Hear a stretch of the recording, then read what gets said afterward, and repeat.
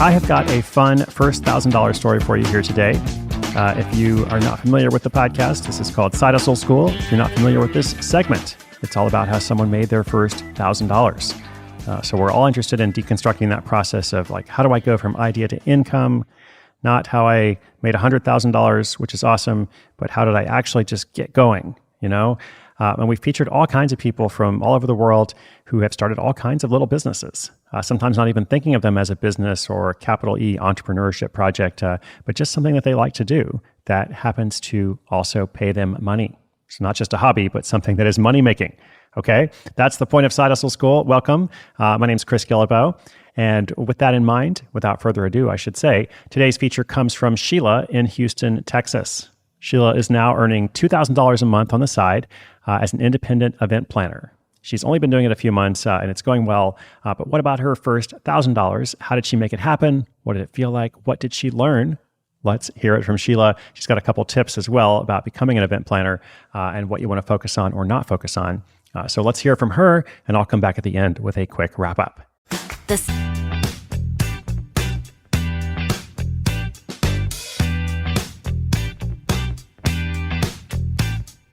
Hey, this is Sheila from Houston, Texas.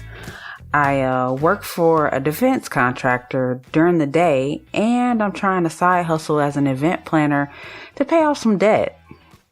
At this point, I don't want to ever go full-time with my business, but I've been enjoying it even more than I expected. Here's how I got started. First, I've always been good at managing details and coordinating people. That's a big part of the event world, especially when lots of vendors are involved. I'd been active in my city for a while, and I know a lot of bartenders. So I just put the word out, low-key, that I was looking to help out. I did 2 events for free, thanks to a connection from a friend of a friend. While it was a lot of work, it led me to getting a gig that paid more than $2,000 as my first paid event. I learned some important lessons from that first month of hustling. With the 2 free events and 1 paid, a big decision you have to make as an event planner is whether you're going to do weddings or not. For most wedding planners, that's all they do. I didn't want to do weddings, at least not exclusively. So instead, I chose to focus on everything from corporate retreats to parties to conventions and more. One funny story. In my second month, I hosted an event for a fruit growers trade association. They wanted me to place stalks of banana as creatively as possible throughout the meeting space. That's really what they said. So I took their request seriously. I ended up hanging up bananas all around the hotel ballroom and even made a banana chain stretching to the highest point of the ceiling. Everyone made jokes about slipping on banana peels, but thankfully no one actually got hurt and the event was a success. As for the money, event planners tend to work on a percentage of the total budget. I start with asking for what someone's event budget is and then take 6% if it's a big event or 10 to 12 if it's small. So, for example, an event that costs $20,000, I'll clear $1,200. If it's a $5,000 event, I'll quote the higher percentage and walk away with $600. I figure if I can produce at least 2 events each month, I'll easily clear my goal of $20,000 a year. And so far it's working. Thanks so much for the show.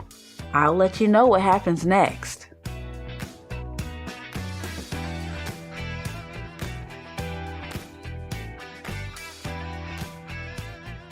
Yay, thank you so much, Sheila. I really appreciate that story. This is the first time I've ever heard about a floor-to-ceiling chain of bananas. So I hope you got some good pictures of that. I feel like that can make a whole event planning career. Anyway, well done.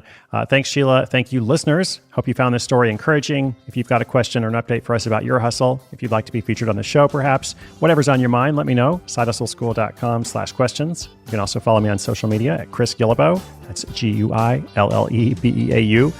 We've got our notes page today, episode 2151 on the website. Check it out if you'd like. But mostly, subscribe, follow, come back tomorrow. It's all completely free. My name is Chris Guillebeau. You are listening to Side Hustle School.